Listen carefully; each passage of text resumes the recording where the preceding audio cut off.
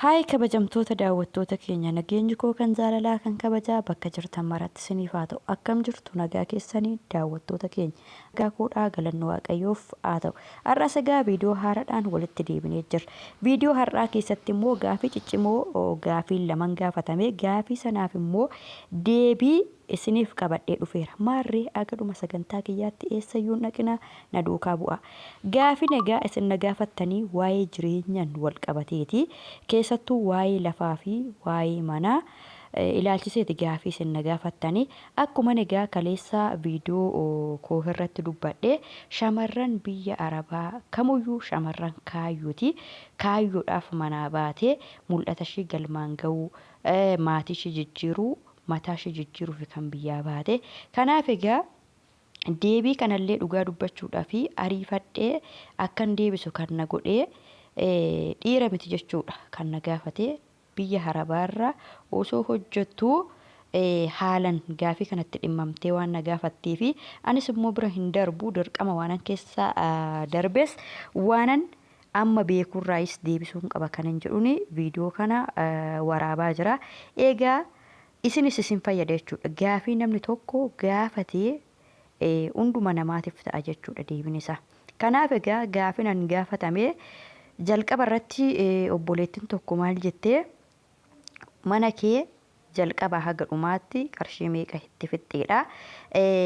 Waggaa meeqa biyya Arabaa hojjettee baga waaqayyo si gargaaree waggaa meeqa biyya Arabaa hojjetteetu mana kee haala kanaan xumurtee meeshaa mana keetii meeshaa mimmiidhagaa kana mana keetti haala kanaan bitachuu dandeessee baga waaqayyo si gargaaree adaraa kee kanarraa naa deebisettee ameen waaqayyo hunduma keessanuyyuu haa gargaaru. Inni lammaffaa immoo mana moo lafa bitanii mana ijaaruudha moo ijaaramaa bituudha adaraa guddaa sitti haa ta'u nuuf deebisii waan jettaniif egaa viidiyoo kana keessatti waa baay'ee barattu dhugaa dubbachuudhaaf viidiyoo akkanaa kanaa calliftanii bira hin darbinaa barnoota wanta barnoota namaaf ta'u xiyyeeffatanii yoo dhaggeeffatanii salphaa miti jechuudha. Kanaaf egaa jalqaba irratti waa'ee mana ijaaramaa bituudha moo lafa bitanii ijaarrachuu wayyaa irratti yeroo darbillee viidiyoo isin hojjedhe. Egaa Itoophiyaa keessatti haalli jireenyaa yeroo gara yerootti baay'ee jijjiirama. Dhugaa dubbachuudhaaf waggoota lamaan kanaa fi waggaa kanaa fi alanni tokko miti kanas beekuu qabdu yeroo viidiyoo tokko dhaggeeffattanii barri jiinni darbee fi jiin isheen kun ammaa Itoophiyaa keessatti garaagarummaa guddaa qaba. Kana gaafan isiniin jedhu waa'ee mana ijaaruu irratti ijaaramaa bituu fi ijaaruu irratti kamtu caala yoo jennee haala yeroo ammaa keessa jirrutti ijaaramaa bituu wayya. Maaliif kana jette yoo jettanii haala yeroo ammaatiin isinitti himaa ijaaramaani amma waanuma fedhe yoo ta'e miliyoona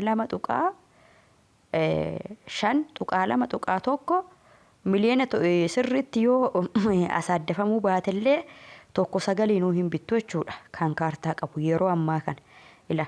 Isa sirriitti immoo kaartas qabu qulqullina qabu koornisiin illee keessatti hojjetamee liishoo ta'ee dallaan itti haxiramee waan hundumayyuu guutee 2.5 sirriitti bittu jechuudha. Gaafa immoo lafa bittanii gara ijaarsatti deemtanii wanti hundumtuyyuu waa'een ijaarsa manaa jechuudha. Meeshaan ijaarsa manaa hunduu qaalii ta'ee jira yeroo ammaa kana. Keessattuu yeroo kana jechuudha ji'a isa kana keessa baay'ee ol ka'e jechuudha meeshaan ijaarsa manaa. Kanaaf yoo isiniif danda'amee birrii kashii ofirraa qabdan jechuudha. Kashii ofirraa qabdanii mana ijaaramaa osoo bittanii kan kaarta pilaanii qabu baay'ee filatamaadha. Haa ta'u malee suuta jedheen bareeffadha. Suuta jedheen ulaagaa isaa hundumaa fixaa deemaa yoo jettan immoo yeroo isinitti fudhata malee lafa bittanis yoo irratti ijaarrattan rakkoo qabu. Garuu birrii kashii ofirraa qabaattanii humna qabaattan taananii isa ijaarames yoo bittan gaariidha. Haala yeroo ammaatiin wal qabsiiseen deebii kana isiniif deebisaa jira. Gama kiyyatti immoo yoon isiniif ce'u gaafii lammaffaan manni kee meeqa fixee meeshaa mana keetii akkamitti bittee maal kan jedhu kana viidiyoo gabaabsee akkasiin nuffisiifne gabaabsee hojjedha. Manni koo lafa osoo hin dabalanne miliyoona tokko fixe jechuudha. Lafa osoo hin dabalanne manni koo miliyoona tokko fixe akkuma argaa jirtan jechuudha. Fuulduraanii ganaa waa baay'eetu na hafa. Keessa isaa garuu xumure fuulduraa waa baay'eetu na hafa. Garuu miliyoona tokko fixe. Meeshaa mana keessaan dabalatu gatii lafaa hin dabalatu jechuudha. Kanaaf egaa yeroo sana immoo yeroon mana kiyya ijaaru haala jeequmsa nageenya Itoophiyaatiin wal qabatee yeroo sana nageenyi badaa miti Itoophiyaa keessa haala nageenya Itoophiyaatiin wal qabatee meeshaan hundiyyuu dhugaa dubbachuudhaaf akka ammaa kana miti baay'ee qaalii ture jechuudha yeroo mana kiyya ijaaru. Egaa galanni Waaqayyoof haa ta'u sadarkaa kana ga'eera. Keessuman jiraachaa jira. Waan hir'ate immoo nan xumurachaa deema. Keessa isaa hunduma xumure garuu ala waan muraasan naafe isas immoo Waaqayyo na xumursiisa.